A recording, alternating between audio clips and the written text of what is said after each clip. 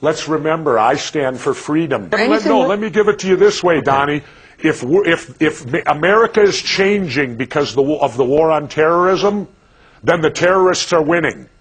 Because we may be beating them on the battlefield, but if we're getting our freedoms taken away and America changes because of what terrorisms do, the fear of terrorism, and government there to protect us, well, then, in my opinion, the terrorists are winning. But Jesse, you have to admit, if we don't do something, the reality is terrorism is a new kind of war, and it's nothing we've faced in our over 200-year history. And some things have to be done different. This is a different kind of enemy, and to put your head in the sand and say, we can't change anything, I just think it's ignorant. Wait a minute. Nobody's putting their head in the sand. We're as ill-prepared for terrorism as we've ever been. Take a look at the hurricanes that just hit this country. They were even announced 3 to 4 days ahead of time. Okay. Now, when the terrorists hit us, do you think they're going to send us a memo telling us 3 to 4 days ahead of time we're going to hit you, get prepared? We couldn't even handle what happened in New Orleans, and yet we're being sold by our politicians that we're safer today, that we're out there protecting you. We've got this big government bureaucratic agency on terrorism that's going to protect you. It's a bunch of hogwash, Donnie, and if you believe it, you're naive. Jesse, you once said you think there should be a wrestler in the White House 2008, so you're the guy in charge now. How do we make ourselves safer from terrorism? It's easy to throw stones. Give me some answers. Yeah. Well, the first thing would be to go get a terrorist that attacked us. You know, we're never successful until bin Laden is 7 feet under. Okay. And instead, we're now fighting in Iraq, a country that never attacked us. There wasn't one terrorist in 9/11 from Iraq. Okay. 15 of the 19 were from Saudi Arabia. 48% of the insurgents you hear about in Iraq right now are Saudis. Why are we fighting the Iraqis? It's about the same... Wait, if we went back to World War II for a moment, when the Japanese attacked Pearl Harbor, maybe we should have attacked Korea. After all, they're Asian too. Mm-hmm. Look, my friend, that's the mindset that was used here. You wouldn't get an argument from this show. Strategically, that was certainly not the most judicious way to spend $200 billion to fight terrorism. But so what do? Okay, let's say now you got to go get bin Laden. Why can't we find this guy? This is the one question I don't understand. He's a 6'6" Arab guy. We have unlimited funds to spend. You put $1 billion on his head as a reward. Why can't we get this guy? Because I don't think we want him that bad. Tell me what makes you say that. Why don't we want him that bad? Because we should have gotten him. That's what tells me that. We've had since 9/11/01 to get this guy, and we failed miserably. But the statement that we don't want him bad, I think it's hard to fight. It's another question why we haven't found him. But to say we don't want him, you say there's some political agenda reason we wouldn't want Osama bin Laden? Well, I'll tell you why we couldn't do that. We need our military on the oil spigot over there. And we cannot have our military away from the oil spigot because we're so dependent upon it. Hulk Hogan, your old buddy, said that he took a survey when Clinton was in an office and he would have beat him 75 to 25%. Are we living in a world right now that's just pure popularity? People know your name and it's good enough to be a public official? This guy's never done anything but wrestling. He's never stepped outside of wrestling in his life. And so what's wrong with being a wrestler? That's kind of where you started, big guy. Nothing, but I was also... No, it isn't. I was a Navy SEAL before I was a wrestler. I spent 6 years in the United States Navy. You were in the I served 17 months in Southeast Asia, so I did a lot of things before I got into wrestling. I just got every third week in August as a SEAL team reunion where we all go out to Coronado, California, and we get briefed. And our SEALs today are the best they've ever been. They're the most well-educated. They're the best trained. They have more equipment that we only dream of having the equipment that they have today. Right. We used to have to beg, borrow, and steal it. Today, they get it handed to them. So, Jesse, who are we backing for president in 08? Who's your choice? Me if I run. Okay. You want to announce something here tonight? No, I don't. I don't want to announce anything, but I would tell you this. Again, let me reiterate. If Hillary Clinton gets the nomination and gets elected in 08, that will mean since 1988 to all the way to 2012, we will have had only Clintons or Bushes in the White House. It looks to me like we're a dual monarchy. 24 years, 2 names. Good point, sir. You have to remember with me, Democrats and Republicans are cut from the same cloth.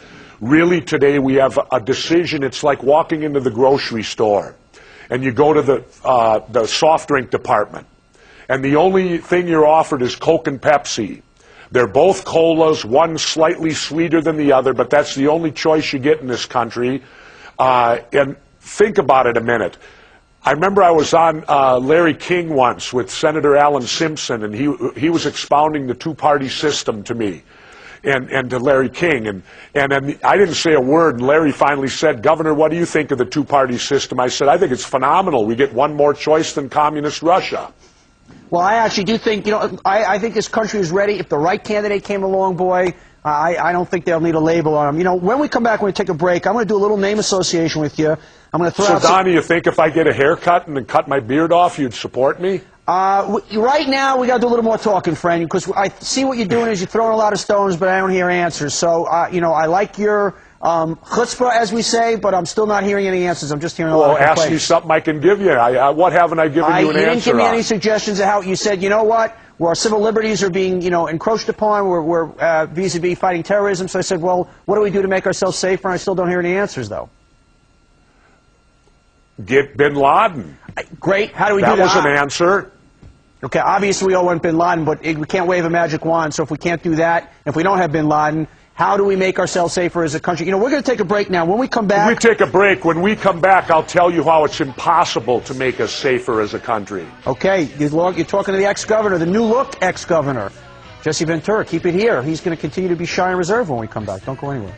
All right, Governor, we're going to do a little word association. I'm going to throw out some names. No, Donnie, I want to get back to what you talked about earlier on terrorism and protecting ourselves from it. Yes, sir. You were going to give some answers, correct. Well, I'm going to give you an answer right now. You give me Dick Marcinko, myself, and 8 of our other former SEALs, and 10 of us will paralyze the whole nation.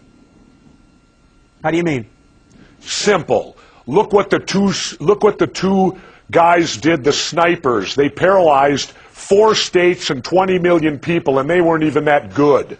You take 5 coordinated sniper teams, put them in 5 different locations around this country and start randomly killing people, and you would bring us to a freeze. You would bring America to a freeze. Well, of course you would, Jesse. 5 lunatics, strap grenades and walk into 5 different malls, you'll cripple the country. So, what are you saying? Well, and that's what I'm telling you. How do you protect against that? Well, you're not giving an answer.